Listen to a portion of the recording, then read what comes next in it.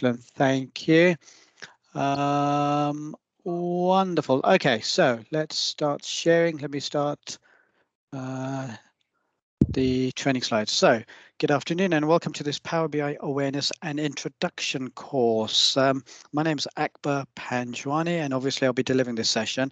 The purpose of the next half an hour or so is basically to give you a whistle-stop tour of Power BI, explain what it is and how it can help you in your daily lives.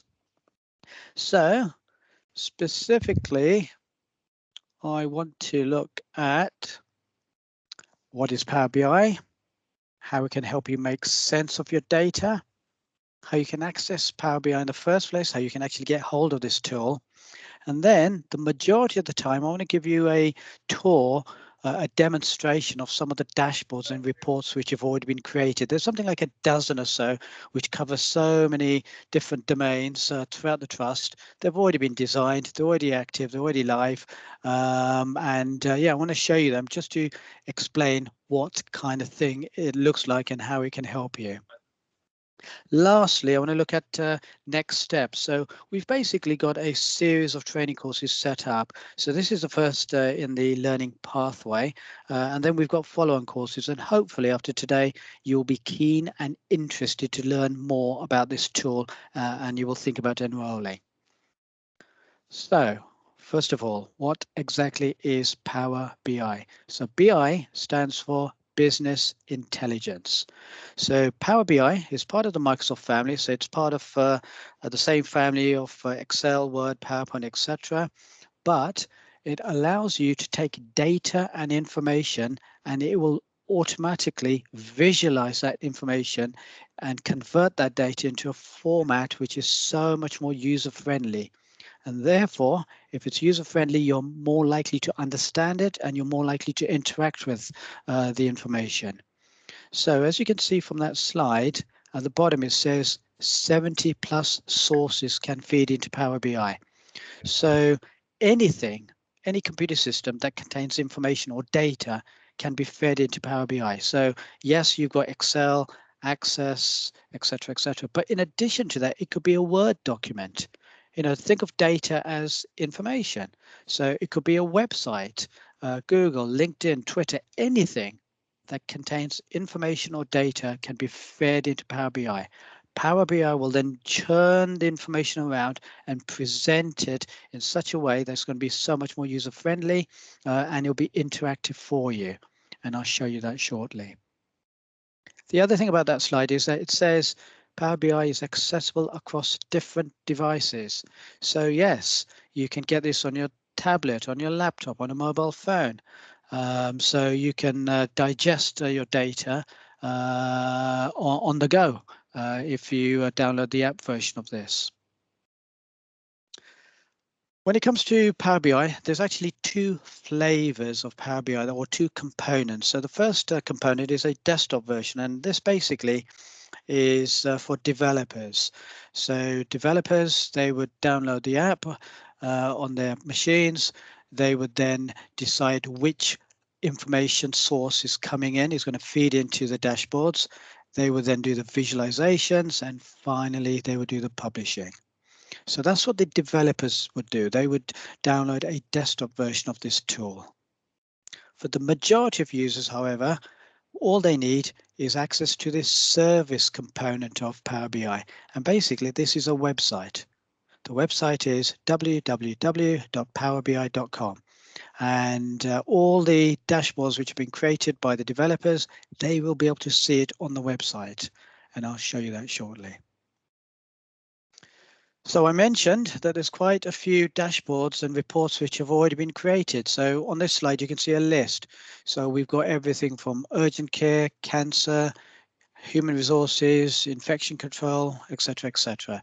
So these have already been created, but there are many more which will come on stream. So the idea is that within the trust, all different specialties, there will be a appropriate dashboard available for staff. Right, what I now want to do is I want to give you a demonstration of some of these dashboards. So I'm going to show you how to launch it, how to interrogate the information, look at some features such as bookmarking, subscribe, etc. And above all, to give you a whistle-stop tour of 4 of those dashboards. So let me just press escape and let me now launch the tool. So as I said, in order to launch Power BI, all we need to do as an end user is to go to www.powerbi.com. Whoops, I missed the dot.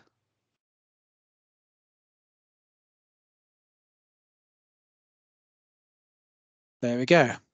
Now I'll explain how you actually get access to this in a little while, because if you just load powerbi.com, it'll ask you for login details, and I'll explain how to get how to get your login details shortly.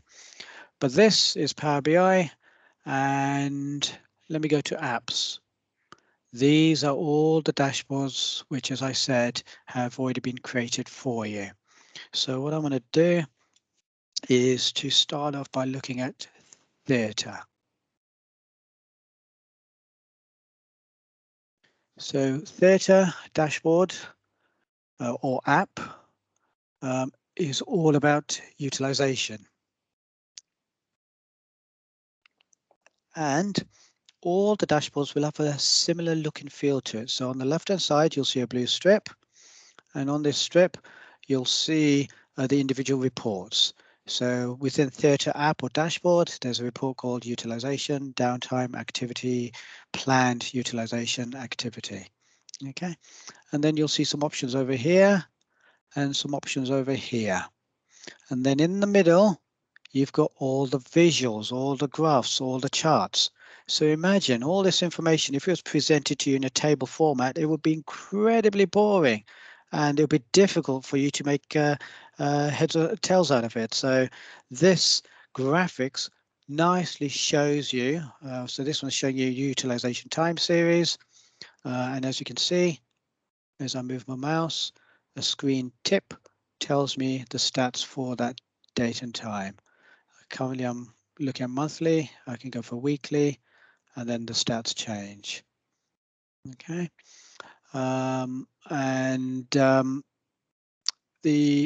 so let me just go to reset to default. When I look at the stats in the dashboard, they will always be at a trust level. So currently, this is the utilization time series for all the hospitals, all the theatres within the trust. And over here in the next visual, in the next graph, we've got a table chart, which basically is a bar chart, which is showing you all the different hospitals. So if I wanted to see the specifics for a particular hospital, all I do is point and click. And now, as you probably saw, all this has changed. This has changed and this has changed. It's just concentrating on St. Mary's. So all the other stuff, all the other hospitals have been excluded. And then if I click away, I'm back to looking at trust level. Another way of doing that is by using these drop downs. Yes, if I wanted to look at the situation at Royal Manchester Children's Hospital, I click on that and there we go. These are the stats for theatre utilization just for that hospital. Okay, and I can further tweak it if I so wanted to by specialty, elective, non-elective, and also time periods. There's a little slide over here. Okay, and once I've played around, I can just go for reset to default, press reset, and I'm back to looking at all the data at a trust level. Okay, so this report is utilization, and as you probably saw, as I clicked, everything else changed. Yes, if I click on a particular hospital, everything else changes, and this is what I meant. It's very interactive. It's very user-friendly. Let's let's look at downtime, which is another report, theatre activity, and then we've got the same over here for planned operations as well.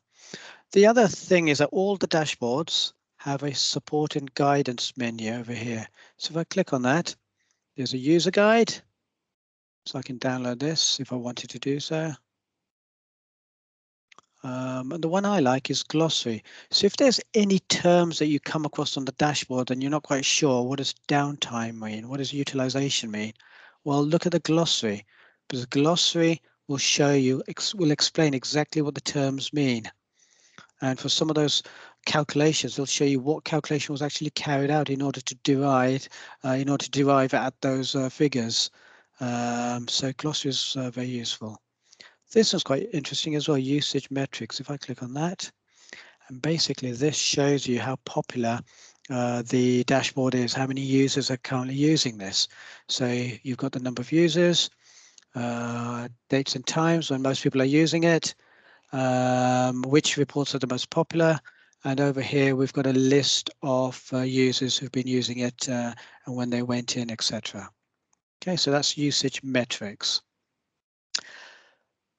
The other thing is that all of these graphs, you know, you've got your options that you would expect from any Microsoft application: the ability to print, embed, the ability to export into PowerPoint or PDF, the ability to take one of the graphs and put it into Teams, and then you can discuss it with your colleagues in Microsoft Teams.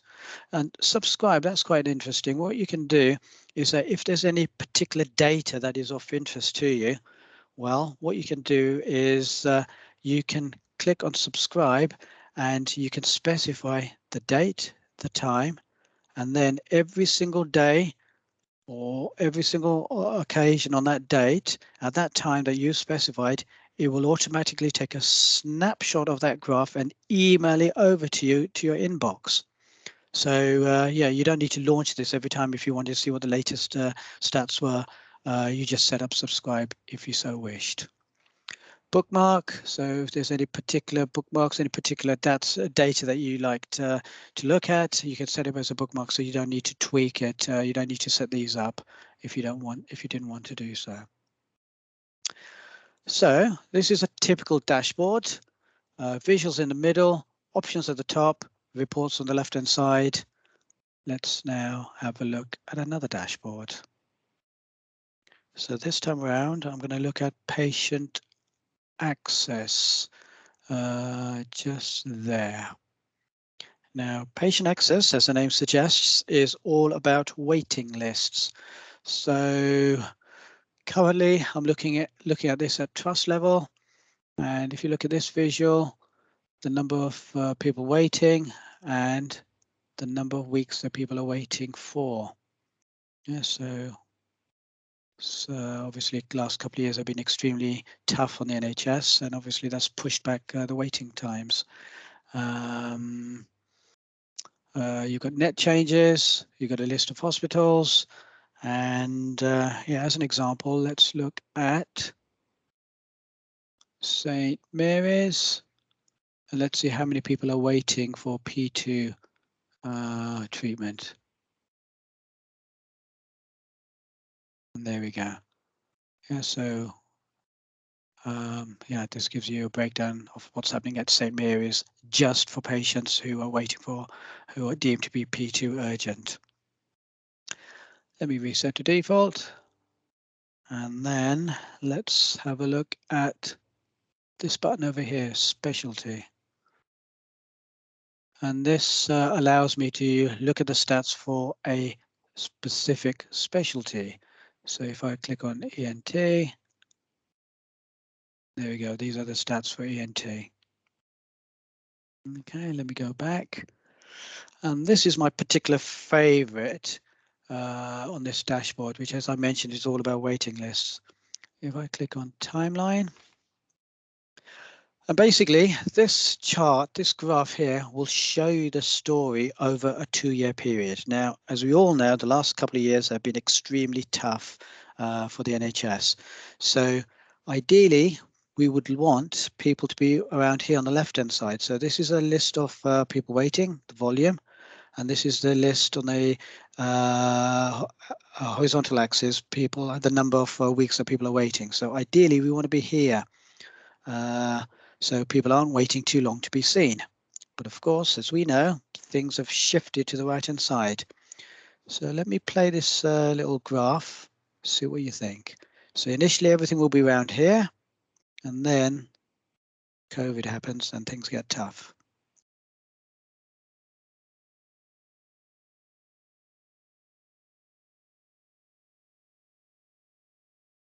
So as you can see, as the date proceeds, the specialties are moving more and more to the right-hand side, and they're also moving up. The volume's increasing and the average weight is increasing.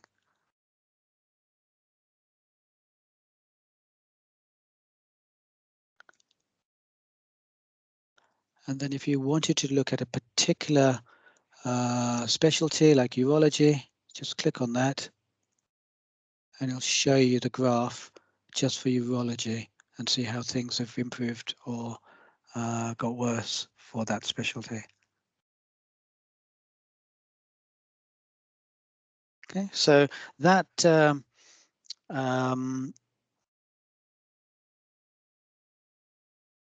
timeline dashboard, you've got that for elective, you've also got that for outpatients as well. And yep, as with before, there are other reports over here, and you've got your user guides, your usage metrics, etc. And then the options at the top and options at the top. Okay, so patient access is all about waiting lists. Let's have a look at another one. Let's have a look at what's happening in A&E, urgent care. So A&E, let me just reset this. So in A&E, these are our national standards. So yesterday there were 1,404 people who attended A&E within the trust, of which 572 breached the 4-hour recommendation, and that's the percentage, etc., etc. So you got all these figures, and then you've got the figures on a weekly basis. If I wanted to do so, I can go for a right click, and I can go for a drill through. Now, basically, I can drill down to patient level. So if I wanted to see which patients arrived, their arrival time, the time that they were assessed, the time that they were treated, what the source of referral was, what the chief complaint was that led them to come in the first place, what the diagnosis was, all that is available to me if I go for drill down. Now, I won't actually do that because this session is being recorded, but it is available to you if you need access. Let's look at another report within this dashboard. Let's go for dynamic overview. This is similar. Again, you've got the national standards, but the difference is that here you've got some options. So you can say, right, just show me the situation for adults or children, and then you can specify the time period, etc. Okay. Let's go for trend analysis. Yeah, so this is telling you what the trend is, whether things are getting better or worse. So as an example, why don't we see what the situation is at MRI? Okay, and then let's have a look at see how many referrals there's been at MRI by the police. Let's see how many patients have been brought in by the police. There we go. So far in February, there have been 49 patients who've been brought in by the police to the Manchester Royal Infirmary. Okay. Next interesting one is SPC. So this is your statistical process control chart. And basically, if I choose MRI as an example, you've got dotted lines at the top and at the bottom. The dotted line, the top one is the upper control limit that we should ideally not exceed. Lower control limit that again we should not go beyond. We should ideally between these 2 points, and obviously attendance has gone up, and then let's come back more or less to what we want and so forth. Okay, so that's the SPC analysis. Let me now show you another report, frequent attenders.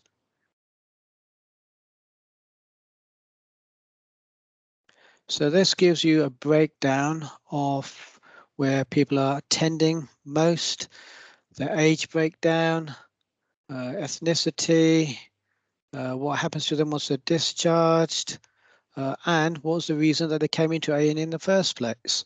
So the main reason that most people are coming in is because of abdominal pain. And if I wanted to, I can right click and I can drill down to see details about the patients. But I won't do that. Frequent attendance by GP. So as you know, in Manchester, we've got a large population, but we've also got people who reside in Manchester who may be registered at GP practices elsewhere in the country. For example, students. So this chart, this graph, this map shows you where most people are located, where their GP practices are. And as you can see, we've got GP practices all over the area that our patients are registered at, but they come within our trust remit. And you've got a list of postcodes. And then again, if I wanted to do so, I've got the ability of drilling down to see patient level details because that information is available. Demographics. So this, it gives you a breakdown by age, gender, accommodation status, religion, ethnicity, and what happened to patients once they were discharged. So as you can see, the A&E one is, there's so many different reports and there's so many different visuals, all of them available at your fingertip. Let me now go back and let's finally look at urgent care real time. So this is the story at A&E now. So this is refreshed every 15 minutes or so, and it shows you the story within A&E. And today there have been 467 arrivals, 64 ambulances have arrived, number of breaches, number of trolley weights, and departures, etc. Yeah, so this gives you the picture as is current. Okay, urgent care real time. So let me now go back. I've given you a demonstration. What I now want to do is to explain where we go from here. So hopefully in the last 20 or so minutes, I've whetted your appetite and you are keen to learn more. So we've now more or less finished the awareness course, but I'm hoping that you will join us on the learning pathway. So the next course that we've got for end users is foundation training. And there I spent a bit longer explaining things like how to create bookmarks, how to subscribe, how to export, how to collaborate. Yeah, so I spent a bit longer on that. And then why not become a designer or developer yourselves? So if you wanted to do so, if you wanted to create a little dashboard for your own little team that you wanted to store locally just for your team, then we will show you how to become a developer. So there's a basic developer course where we show you how to add in your data source, whether it's Excel document or Word document or website, how we will show you how to create visuals and how to publish that dashboard. And then once you've done this, there's an intermediate developer training, which we progress, and we look at a few more advanced topics such as DAX calculations, implementing security, etc. And then there's also a continuous improvement drop-in sessions that we've got scheduled. So these are the developers. So there'll be a trainer and there'll be a developer, and the developer will share with you some of their hints and tips. So the people who actually design those dashboards I just showed, just went through now, they'll explain some of the hints and tips, some of the best practices. So again, the idea is to improve your knowledge. So this is our learning pathway. I hope all of you join me on this pathway. All the information about all the courses, the training, the dates, the times are all on the intranet, on the Power BI support hub. The user guides, this PowerPoint presentation deck, again, it's all going to be on the support hub. Also, if you wanted to have access to Power BI, what you can do is that you need to go to the IT portal, and on the portal, you go to Power BI license access form, and this page opens up, And in the form, you fill in your details and you fill in the fact that you need Power BI. And that's how you get Power BI set up for you. You can also use the portal, the IT support portal, in order to request access to the dashboards. So in my case, I had access to 12, 13 dashboards because obviously I'm training on this. Whatever dashboards you need access to, fill this form in and IT support will look at your domain, decide what's appropriate for your role, etc., and they will give you access. So use IT support, first of all, to get access to Power BI, and secondly, to get access to the appropriate dashboards. Very last thing before I take questions is I would like you all to just fill in a very simple feedback form. So let me just paste this in the chat.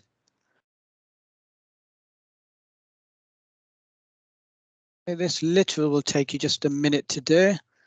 So if you'd be kind enough to fill this in, and then I'll open up the floor to questions and answers.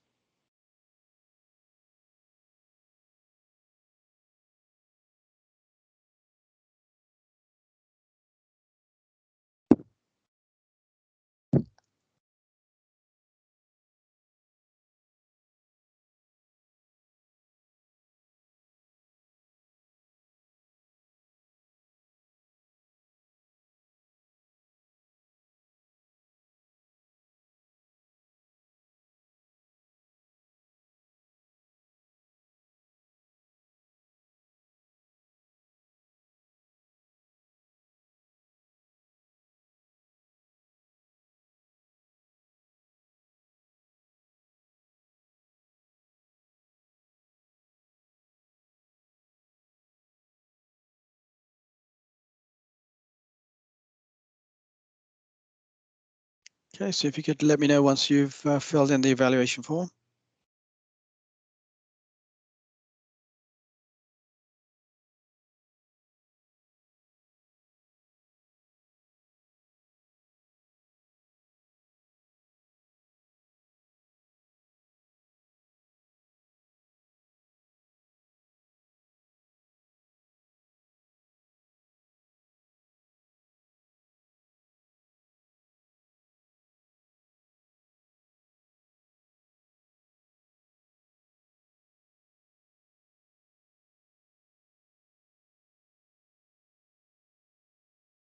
Sarah, have you finished the evaluation form? Yeah, I'm done. Brilliant. Yeah, just one sec. Almost there. Okay. I use magnification, so it takes me a minute longer. Oh, beg your pardon. Okay, sure. Okay, don't worry, it's fine. You went to now.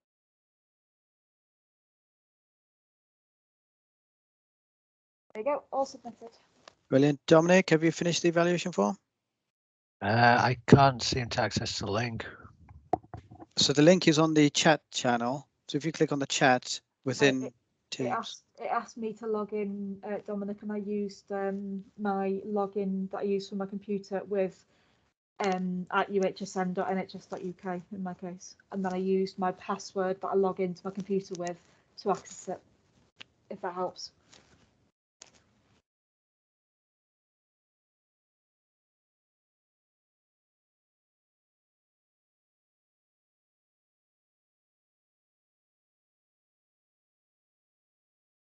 Helen, were you okay with that, with the evaluation form? Yeah, I've done mine. Brilliant. Laurentine? I'm just doing the last question before submitting. Sure. Okay. Sure. Sorry.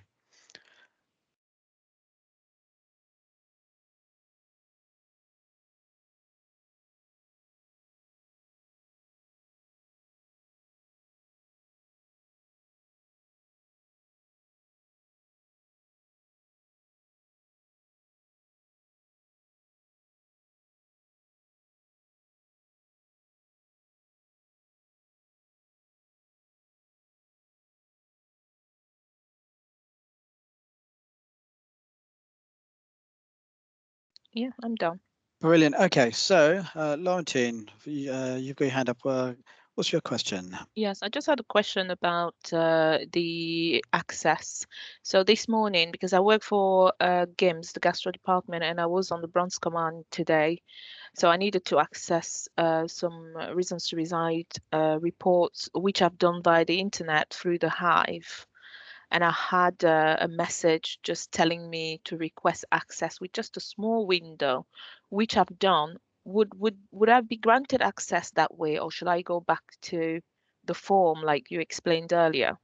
Okay, so the form I showed is the form that you need to fill in if you need access to Power BI, and the second form I displayed is the form that you need to fill in if you need access to the dashboards.